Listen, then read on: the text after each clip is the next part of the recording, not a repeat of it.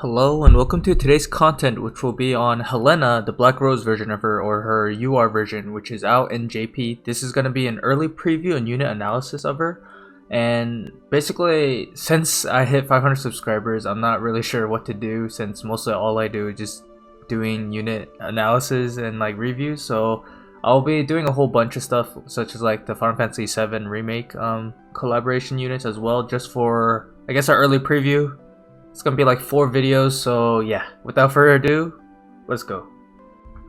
For Helena's main job, it's gonna be called the Black Rose or the Black Witch or something like that, but yeah, I'm not really sure on the translation, but yeah. So for her base unit on her main job takeaways, she does get Drain, which is very nice to have. She also has a magic AoE barrier break, which is very good. However, keep in mind, these do not have dark element attributes. This means that like dark attack up does not actually affect these, so they do not actually hit as hard compared to if she had a lot of like dark attack up. Just saying it for example, because if you stack like dark units for their mono dark buffs, these specific abilities will not benefit off it. Anyways, she also has an AoE ability to increase accuracy and further decrease cast time, which is very good. As you can see, all her abilities have cast times outside of the accuracy buff and her limit break, but yeah, basically you could think of her kind of like Yuna in a sense. After that, she has a Spirit Imperil, that's AoE, very strong, does have a cast time, I have 185%, and it has the dark damage. Her EX upgrade of it also decreases the AP of targets it hits by 20 if they are hit. This is like important because if it misses, it does not decrease the AP. If it hits, however, you will lose up to 20 AP. 5 is basically level 1, 20 is basically max level of the ability. Her EX level 120 ability, she does get a 100% hit skill, as the other abilities prior I said, these do not have elements, however, and it does have a cast time, so you could think of it as like a holy, but it's going to be significantly weaker because of the element typing. And lastly, we have her limit break, which is gonna be a big AoE and dark imperil by 38%. Very strong. Very nice to have as well. And as you can see, most of her abilities have ranged height of 2 and then AoE height of 1 for most of her abilities outside of her limit break. And this is because mostly it's magic related, I guess. There's no actual explanation, but that's usually how it is for most magic types. So let's move on to her sub-job takeaways. So for her Black Rose Witch sub-job, she gains an AoE ability that doesn't hit as hard, but it's there. She also gains a 2-hit magic ability, single target. As you can see, 185 damage total, so it hits pretty hard for 2 hits total. It is single target, however, so you have to keep that in mind. That this does mean that she can chain dark, however, like pretty well. She has a 25% chance to inflict Confusion, which is AoE. She also has a 25% chance to inflict Berserk for 3 turns for a target, which is single target. Keep in mind, this Confusion and Berserk are both TP abilities, and they have cast times. So they will not really be used very often, if at all, in most situations.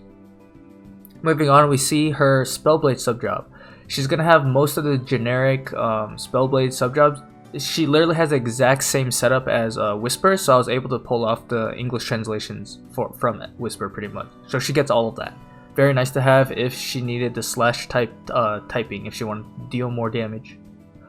Lastly, we're going to have the Arithmetician, or just the Math. We just call it Math. So she does get the Cure. She also gets the height-based Cura. She also gets the CT average. She gets the Disable as well. Keep in mind, those are both TP. Well, almost all of these are TP outside of her attacking abilities. She gets the Darker, like level 3 Darker or like level 4 Darker, and then the height-based Dark. Unfortunately, she does not get height-based Holy.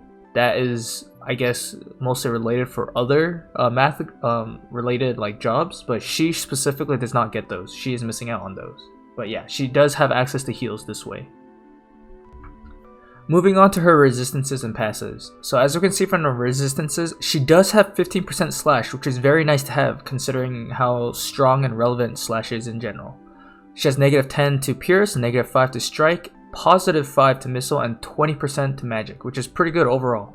She unfortunately has 0% to AoE, 0% to single target as her resistances.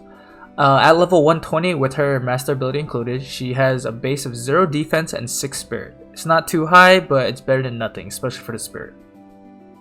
For her resistances to statuses, it's actually very similar to King Mont, where she has 50% to stop, 50% to charm, but more uniquely, she has a 10% resistance to berserk. Unfortunately, berserk, like the main source of it is from Mont's limit break, which is a very high base percent chance. 10% is not going to be enough, but it still helps a little bit at least. For the master ability, she's going to have the dark mono, obviously, but for herself, she does get the magic resistance penetration by 20% and her own magic stat up by 10%, which is very nice. It increases her firepower, and the magic resistance penetration definitely helps her in being consistent in dealing damage against magic tanks specifically.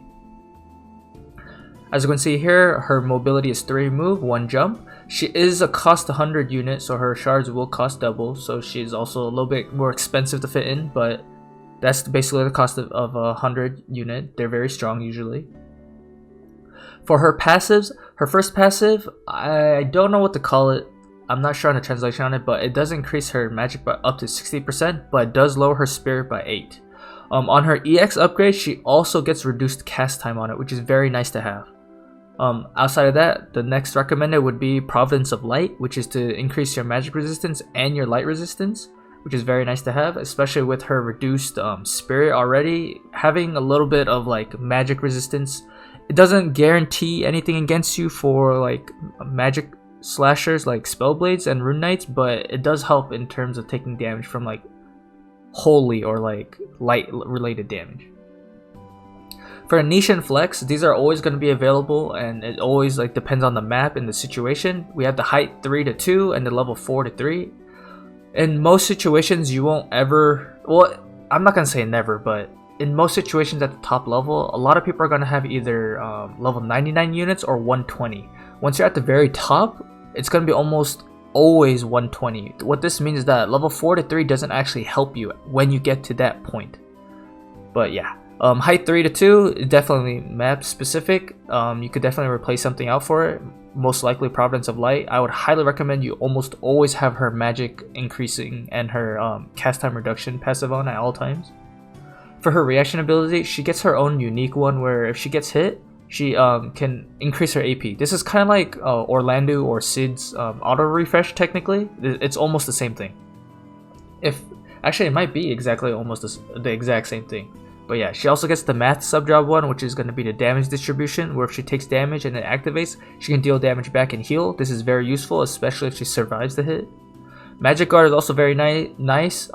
She already does have good magic resistance, but if it's like a Spellblade or something, the Magic Guard can definitely come into play. Here we are for Helena's rating out of 10, and some people might get angry at me on the future longevity rating, but just hear me out on it. So for her release, she will be a 10 out of 10 unit. The reason why is that she will be up to date, the highest hitting magic damage dealer on release. And she is very, very, very difficult to mitigate damage from because she has Spirit Imperil and then she has high magic resistance penetration that can be stacked even further. She has very good HP actually for a mage and a caster, probably one of the highest out of them in general. She has almost 600 more HP than Yuna. It's pretty significant. She has very high magic, ironically not higher than Mediana, but she does have high magic.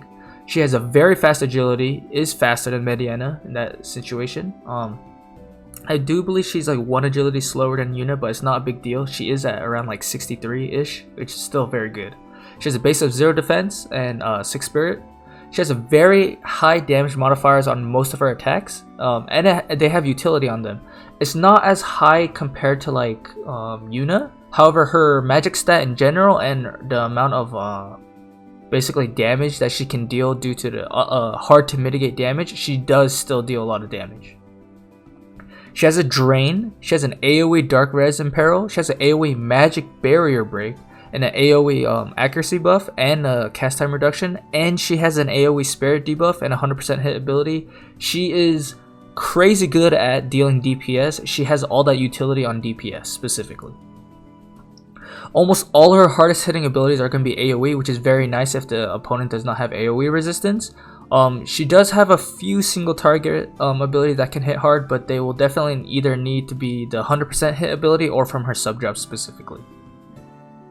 She has access to a possible 2 types of damage, which we saw earlier, which is Slash from the Spellblade. It is a bit close range outside of this taunting spell, so it's up to you in the end, but she does have access to Slash.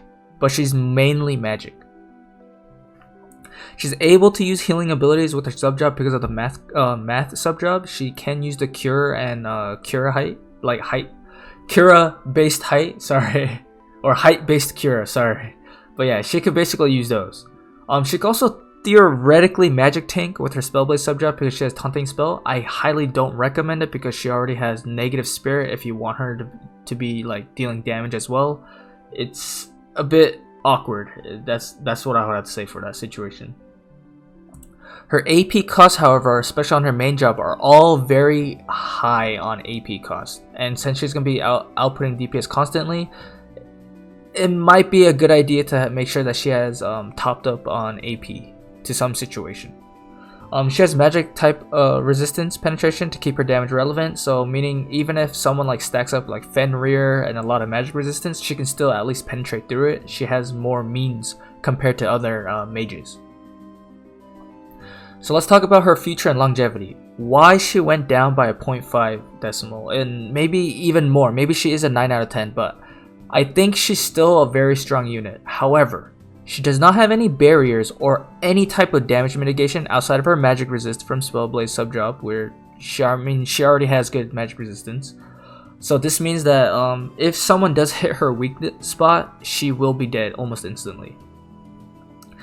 She does have a very good HP as a caster. It allows her to eat more chip damage compared to others. I did say earlier that she has maybe like 600 more HP than Yuna. However, this is not including the fact that Yuna has a 10% AoE resistance in general, which is why if you're not focusing Yuna directly, she can survive much longer. Helena, in her circumstances, even if she is focused, she at least has like 600 more HP in that regard. She has cast times on all her abilities, basically, especially the strong ones, outside of her sub job and limit break, but she does have cast time reductions as well, so it does make her... She has cast times, but she doesn't have to think too deeply into them because she does have cast time reduction abilities. Her AI does not prioritize healing, and it will prefer to like kill or deal damage instead. This is kind of big because in situations where you're low HP, you're like, oh, I want her to heal. Yuna in her AI, she will heal most like a good majority of the time. Helena will not. She'll be like, oh, I can just kill the enemies instead. Let's just go kill them. There's no need to heal. But maybe you do need to heal and you don't actually kill them. But yeah, basically her AI prioritizes DPS instead of healing.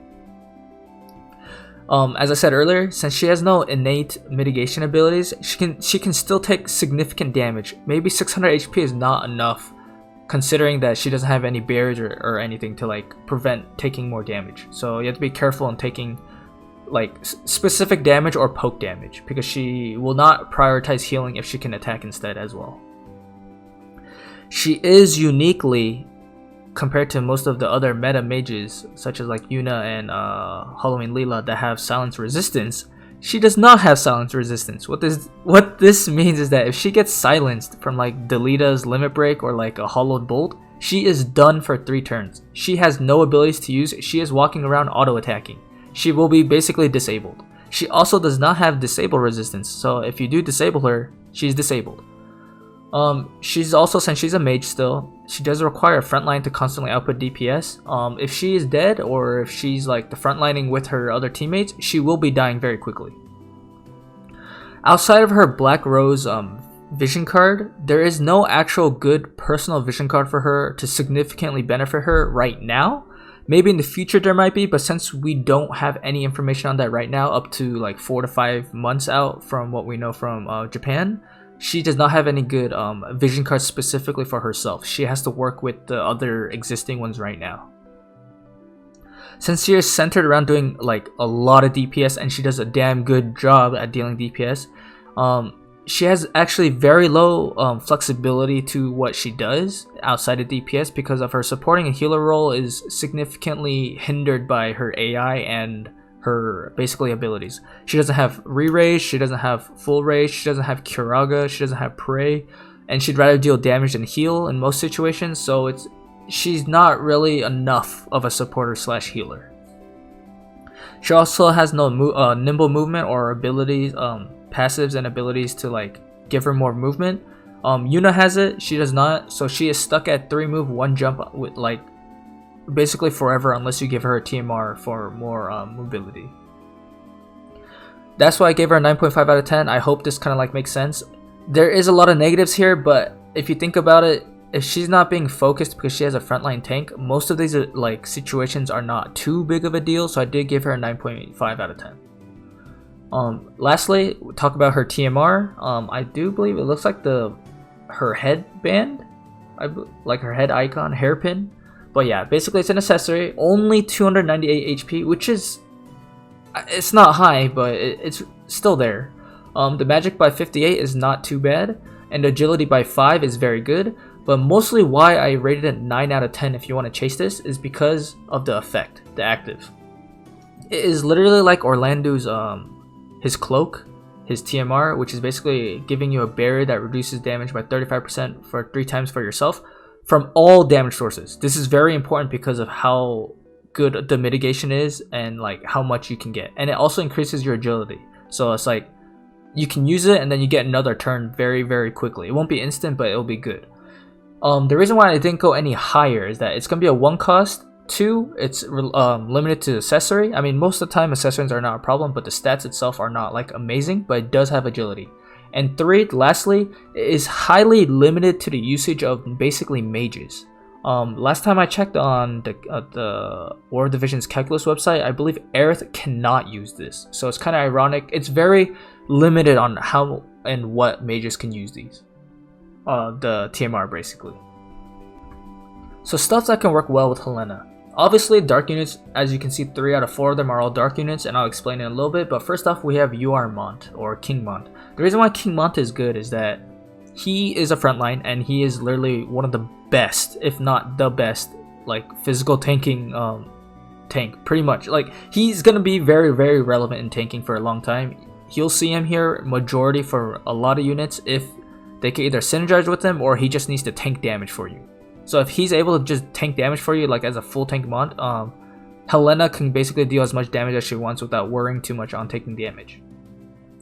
Garvel is actually really strong even now because of how much damage he can gain.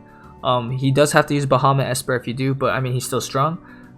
Garvel is going to be getting his EX sooner or later. He's already strong now. If he had Helena like partied with him, it is very hard to mitigate damage with them if they have the magic penetration route with like maybe Fury Surge, or like just with their items themselves. It is very hard to do it, and they both have Spirit Imperils. So if they're both paired on one team, they will be very strong. And they both have 100% hit abilities. Evasion teams will not have to worry too much. I'll talk about Stern in just a second, but I'm going to skip over him for now. We do have Dwayne. Dwayne does get his EX about if we follow Japanese time, about a month after Helena comes out.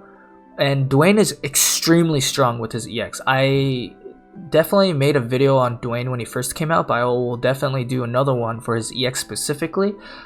That video will be very short though. I'll be talking mostly about his EX upgrades and what changes about it and for the meta. But yeah, Dwayne is also another tank. It will be very, very effective. He does not hold or generate hate the same as Mont, but he still has hate in like some way or form because of his passive.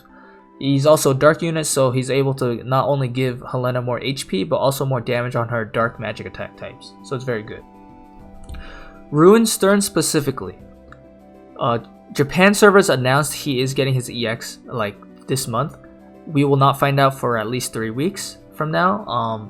So yeah, it's a question mark, but we do know because Helena has a Dark Imperil, that means Stern can deal significant damage.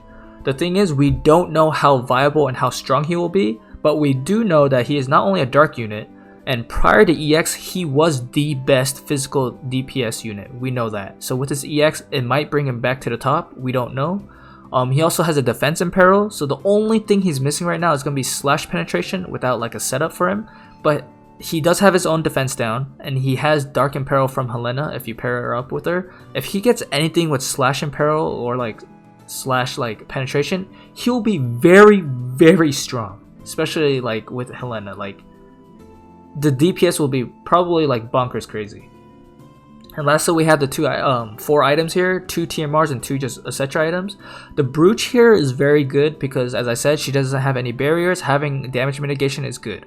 Same with the Zombie Mask. If she's able to basically give herself a re-raise so she has a second chance at life in case she takes too much chip damage, she still comes back and can basically get a second wind. The Soul of Thasma is very important in my opinion because it gives her 25% silence resistance. If she was hit by a Hollowed Bolt but she has Soul of Thasma, she has a 0% chance to get silenced. You're good to go. If it's a Delita that limit breaks, I mean, not many people are using Delita now, but if Delita got an EX and he suddenly turns really good, if she's hit by Delita's limit break, even with the Soul of Thasma, she still has a very high chance of being silenced. So it's just something to consider. As you can see, Defense Bracer is also put there specifically for disable. Some AoE disable such as like Dwayne, or if she's hit by like Fangs of a Lion from UR Mont, she can get disabled quite easily because she has high faith on average. So something to consider for those situations. And we arrived to the end of the video. As always, if you liked my unit analysis on Helena Black Rose, it's definitely an early reveal, and it's literally analysis because I don't have her. I only like seen her, what she does, studied up on her, so it's not going to be like 100% accurate, but most of it is accurate. I can confidently say most of it is accurate. For the next video and stuff, as I said before, for the 500 subs special, I mean, I'll probably make a separate video for that. I don't know how many people will watch, but I'll be working on the Final Fantasy VII Remake collaboration units, so people can either decide to save longer, or if they just want to pull anyways, but they want to know what they're getting. I'll be releasing those pretty soon, within like the week or a week or two. But yeah, until then, the next video. Peace out, guys.